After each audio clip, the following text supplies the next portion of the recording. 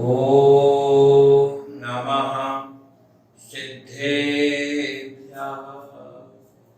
ॐ नमः सिद्धेभ्यः। ॐ नमः सिद्धेभ्यः। एक ही भाव स्तोत्र के समस्त पाठकों और भक्तों को सादर जय जिनेन्द्र। आज हम एक ही भाव स्तोत्र के चतुर्थ पद्य का अध्ययन करेंगे। उच्चारण के लिए पहले पृथक पृथक शब्द अथवा शब्दांशों को देखें आप, और हमारे साथ में सुनकर उच्चारण देखें, पढ़ करें, और उपरांत एक साथ हम लोग पढ़ेंगे। प्रागे वेह, प्रागे वेहत, क्योंकि आगे है त्रिदेव। त्रिदेव में त हलंत, र में ई की मात्रा, आधा त र में ई की मात्रा। अतः जब कभी भी आधे वर्ण अर्थात संयुक्त वर्ण आते हैं तो हम पूर्व के स्वर में उसे मिला देते हैं। अब यहां देखिएगा, प्रागे वेहत त्रिदेव भावना देश्यता भव्य पुण्या पृथ्वी चक्रम कनकमयताम देवनिन्ये त्वयेदम। यहाँ ध्यान दें, किसी किसी पुस्तक में निन्ये त्वयेदम इन दोनों को जोड़कर लिखा है। वैसे निन्ये के साथ में त्वयेदम जोड़ने की आवश्यकता नहीं है, कोई संधि तो हुई नहीं यहाँ। निन्ये क्रियापद है, फिर त्वयेदम ये अलग दो पद है, त्वया और इदम। ध्यानद्वारम मम रुचिकरम स्वान्तगेहम प्रविष्टस्। चतुर्थ चरण में किसी किसी पुस्तक में चतुर्थ चरण में आधा सा गया होगा, पर यह तृतीय चरण के अंत में पढ़ें। प्रविष्टस् तत्किम चित्रम जेन वपुरिदम यत् सुवर्णीकरोषि प्रागेवेह त्रिदिव भवना देश्यता भव्य पुण्या पृथ्वी चक्रम कनकमयताम देवनिन्ये त्वयेदम। ध्यानद्वारम मम रुचिकरम स्वान्तगेहं प्रविष्टस् तत्किं चित्रं जिनवपुरिदं यत् सुवर्णीकरोषि। ध्यान दीजिएगा, मंदाक्रांता नाम के इस छंद में आपको पढ़ते समय यह ध्यान रखना है कि 4 चरण तो हैं, प्रत्येक चरण में यति यानी विराम है, पर चरण के बीच में भी पहले 4 वर्णों पर 4 अक्षर क्रम से एक साथ बोलकर थोड़ा सा विराम, फिर 6 वर्ण बोलकर विराम, फिर 7 वर्ण होने पर तो पूरा चरण हो ही जाएगा, वहां विराम तो आता ही है। अर्थात एक पंक्ति में, एक चरण में हमें 3 बार विराम लेना है। सामान्यतया 1 विराम लेते हैं चरण के अंत में, पर छंद बड़ा होने से पहले 4 वर्णों पर, बाद के फिर 6 वर्णों पर, फिर उसके बाद के 7 वर्णों पर विराम का नियम है। इसलिए हमने ऐसे ही पढ़ा था। प्रागे वेहत, ये हमने 4 वर्ण पढ़ लिए। त्रिदिव भावना 6 वर्ण और पढ़ लिए। फिर आग में 7 बच रहे से देश्यता भव्य पुण्या, देश्यता भव्य पुण्या। यहाँ ध्यान देना, छंद शास्त्र में जब वर्णों की गणना गिनती करते हैं तो जिन वर्णों में गुरु लघु होते हैं, जिन वर्णों में स्वर होते हैं, हम उन्हीं की गणना करते हैं। देश्यता में श स्वर नहीं है, उसकी गणना नहीं करेंगे। भव्य, भाव और या गिनेंगे, वो की गणना नहीं करेंगे, उसमें अ नहीं है, स्वर नहीं है। पुण्यात, प या इन दो को गिनेंगे, ऋणा और हलंत त दोनों ही आधे हैं, स्वर नहीं है, इनकी गणना नहीं की जाती। चलिए दूसरी बातें बता देते, एक बार छंद फिर पढ़ते हैं, फिर अर्थ पर आएंगे। प्रागे वेह त्रिदिव भवना देश्यता भव्य पुण्या पृथ्वी चक्रम कनकमयताम देवदिन्ये द्वयेदम ध्यानद्वारम मम रुचिकरम स्वान्तगेहं प्रविष्टस् तत्किं चित्रं जिनवपुरिदं यत्सुवर्णीकरोषि। पदों को अलग अलग देखेंगे। प्रागे वेह, तो प्राक, एव, इह तीन पद है। प्राक का हलन, एव दूसरा पद है, इह तीसरा पद है। क के स्थान में ग, फिर एक ही मात्रा पे हम जुड़ गए। एव इह, व में अ और आगे था ई, अ प्लस ई, इनकी गुण संधि होकर ए बनता है। आज को हजारों शब्द आपको स्वयं को पता है। महेश, सुरेश, दिनेश, रमेश, सब में देखिए नर ईश, नरेश, आ प्लस ई बराबर ए। सुरेश, सुर प्लस ईश, सुरेश। महेश, महा ईश, समझ में आ रही होगी आपको बात। नरेंद्र, नर इंद्र, अ प्लस ई बराबर ए। त्रिदेव भवनात् एष्यता, त्रिदेव भवनात् एष्यता भव्य पुण्यात् पृथ्वी चक्रम कनकमयताम देव निन्ये, क्रियापद है। त्वया इदम, त्वया इदम, आ इदम का ई, दोनों हटकर एक वर्ण आ गया, जो कि मैं आपको पहले प्रागे वेह में बताया था। सुरेश, रमेश, दिनेश, महेश, रमेश, उसके समान। त्वया इदम त्वयेदम ध्यानद्वारम मम रुचिकरम स्वान्तगेहं, स्व अंत गेहं प्रविष्टः तत् किं चित्रं जिन वपुः इदं यत् सुवर्णीकरोषि। बहुत उत्कृष्ट और एक ही भाव स्तोत्र के संपूर्ण 25 पद्यों में से सबसे अधिक महत्वपूर्ण यह पद्य है।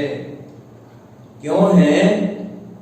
क्योंकि इस पद्य को पढ़ते ही उनका देह जो कोढ़ रोग से ग्रसित था, इस रचना के रचयिता महाकवि वादिराज सूर्य स्वामी, जो कुष्ठ रोग से ग्रसित उनका देह इस श्लोक के पाठ करते करते सुंदर बनने लग गया और सोने जैसी आभा उसमें से प्रकट होने लगी। तो अतः ये छंद बहुत महत्वपूर्ण है। इसे हम मंत्र की तरह पाठ किया करें और हम भी अपने देह को स्वर्णाभ बना सकते हैं, रोग से रहित बना सकते हैं। तो अब देखें, देव द्वितीय चरण में बीच में देव, हे देव, हे भगवान संबोधन है। अब इसमें शब्दों का उतारो केवल। भव्य पुण्या, भव्य जीवों के पुण्य से, अथवा भव्य जीवों के पुण्य के कारण से, भव्य जीवों के पुण्य के बल से। इह बने यहाँ पर प्रागे वेह, प्राग एव इह, तो इह बने यहाँ पर त्रिदेव भवना। त्रिदेव, त्रिदेव और भवन, त्रिदेव कहते हैं स्वर्ग लोक को और स्वर्ग लोक के भवनार्थ माने स्वर्गों के विमान से, स्वर्ग के भवन से, स्वर्ग लोक के विमान से, एष्यता आने वाले। कहाँ आने वाले? माता के गर्भ में जब भगवान आए थे उस समय का वर्णन है कि भव्य जीवों के पुण्य से जब आप त्रिदेव भवना स्वर्ग लोक से माता के गर्भ में एष्यता आने वाले अथवा आएंगे बाद में, पर आएंगे उसके पहले ही त्वया आपके द्वारा प्राप्त एवं पहले से ही इदम पृथ्वी चक्रम, यह संपूर्ण पृथ्वी चक्रम माने भूमंडल, पृथ्वी मंडल, कनकमयतां निन्ये, कनकमयता को निन्ये प्राप्त कराया गया था। कनकमयता की ओर, स्वर्णपने की ओर, स्वर्णमयता की ओर ले जाया गया था, यानी सोने का बना दिया गया था। आगे है जिन, हे जिनेन्द्र देव। देखिए इसमें दो संबोधन एक साथ है, द्वितीय चरण में देव और चतुर्थ चरण में संबोधन है जिन। तो हे जिनेन्द्र प्रभु, ध्यान द्वारम, ध्यान रूपी दरवाजा जिसमें बना हुआ है, ऐसे मम रुचिकरम स्वांत गेहम, ऐसे ही मेरे रुचिकरम सुंदर स्वांत गेहम मन रूपी मंदिर में प्रविष्ट हुए आप, मतलब इदम वपुः, यह शरीर, यत् यानी जो, त्वम यानी आप, सुवर्णी करोसी, सुवर्णमय कर रहे हो, तब किम चित्रम, तो फिर इसमें आश्चर्य क्या है? तब तो किम माने क्या, चित्रम आश्चर्य, क्या आश्चर्य है? इस श्लोक के पढ़ने पर वादिराज मुनिराज के कोढ़ का रोग दूर हो गया था, और पूरा नहीं, इस स्तुति के पढ़ते पढ़ते थोड़ा हिस्सा दूर हुआ, शरीर चमकने लग गया, और जब तक ये रचना पूरी पड़ी तब तक तो उनका संपूर्ण देह स्वर्णमय बन गया था। अब देखें इसमें क्या बताया गया है। देह स्वर्णमय बना स्तुति करने से भगवान की, उसके ऊपर से कवि उसका साहित्यिक वर्णन कैसे करे? कविराज कहते हैं हे देव, तो प्राचीन कथानक अपने पुराणों में आप लोगों ने सबने पढ़ा है कि जब भगवान जिनेन्द्र स्वर्ग से इस पृथ्वी तल पर मनुष्य रूप में आते हैं, मनुष्य का भव धारण करने के लिए, और मनुष्य जन्म को धारण किए बगैर मुक्ति की प्राप्ति संभव है ही नहीं। मुक्ति प्राप्त करने के लिए मनुष्य तन का धारण करना आवश्यक है। और जितने तीर्थंकर भगवान हुए हैं वे सब सामान्यतः स्वर्ग लोक से ही ऊपर से नीचे की ओर आते हैं। तो जब भगवान स्वर्ग लोक से माता के गर्भ में आते हैं, तो हम सब ने पुराणों में पढ़ा है कि भगवान तीर्थन करके माता के गर्भ में आने के 6 महीना पहले से ही रत्नों की वृष्टि प्रारंभ हो जाती है, सोने की वृष्टि प्रारंभ हो जाती है। और जब सोने की वर्षा लगातार होती है, पूरी नगरी में होती है, राजा की आंगन में होती है, राजा क्या करे? राजा किमिच्छिक दाम देना चालू कर देता है, आओ ले जाओ जिसको जितना सोना चाहिए हो, जितने रत्न चाहिए हो।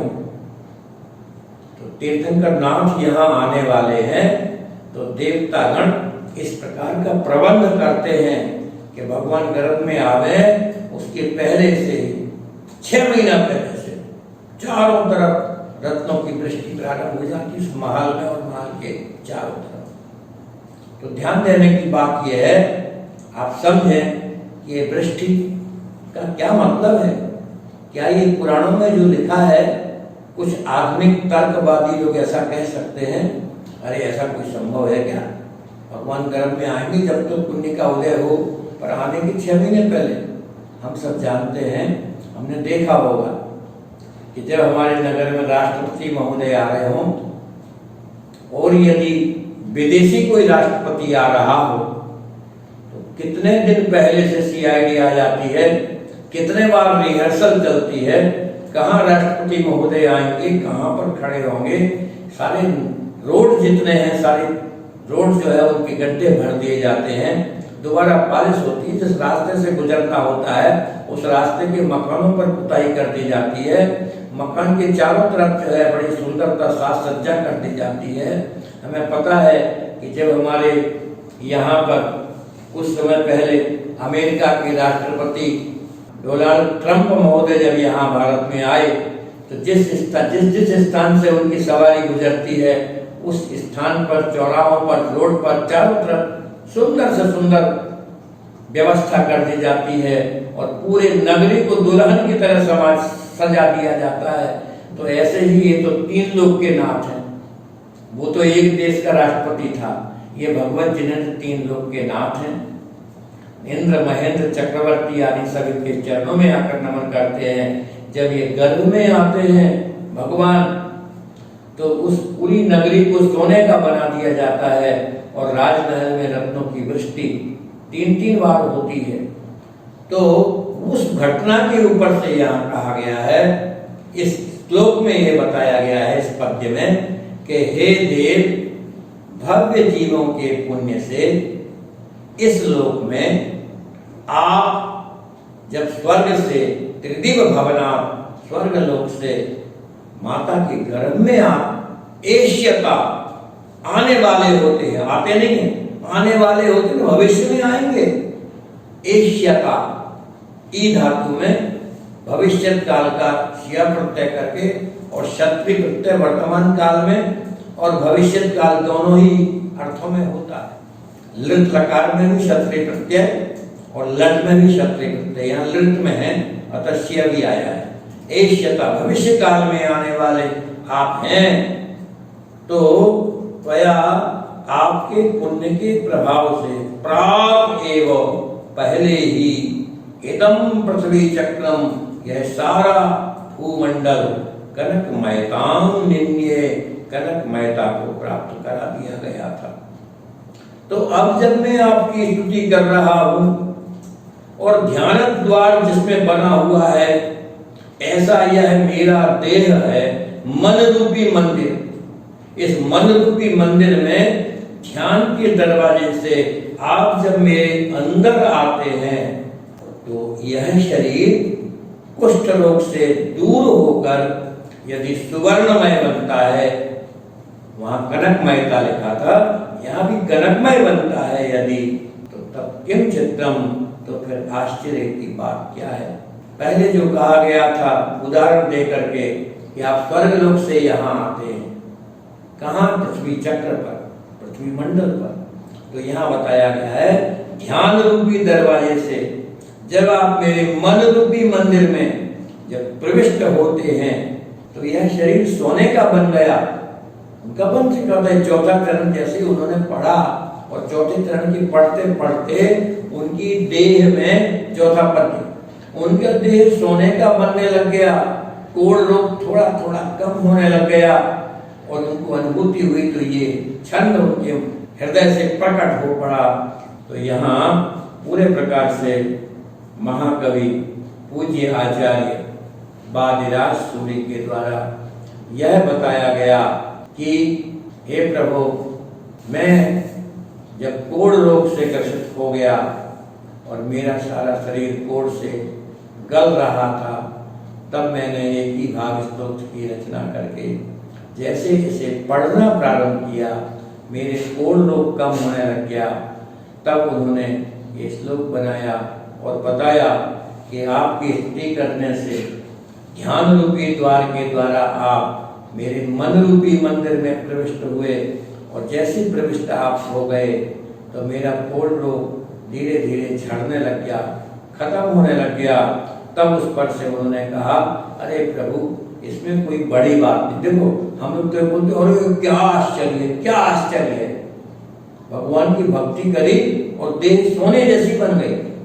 पर आश्चर्य तो नहीं, कोई आश्चर्य नहीं है, ये कोई साधारण पुरुष है, ये 3 लोक के नाथ हैं। इनके तो गर्भ में आने के 6 महीने पहले से आए, अभी आए नहीं है, 6 महीने बाद आएंगे, पर 6 महीने बाद आएंगे उसके पहले ही आज से ही रत्नों की वर्षा प्रारंभ हो गई, नगरी सजा दी गई और पूरा लोक को कनकमय बना दिया गया।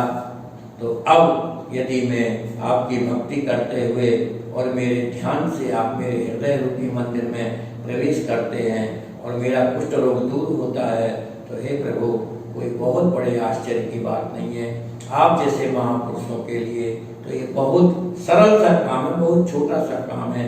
हे 3 लोक के नाथ, ऐसे आपके प्रति मेरा नमन है, मेरी श्रद्धा है, आपके चरणों में, आपकी भक्ति में मैं सदा लीन बना रहूं और तब पादौ मम हृदय, आपके चरण कमल मेरे हृदय में सदा विराजमान रहे और मम हृदयम तव पदद्वये लीनम, मेरा हृदय आपके दोनों चरणों में बना रहे जब तक मैं मुक्ति की प्राप्ति ना कर लूं।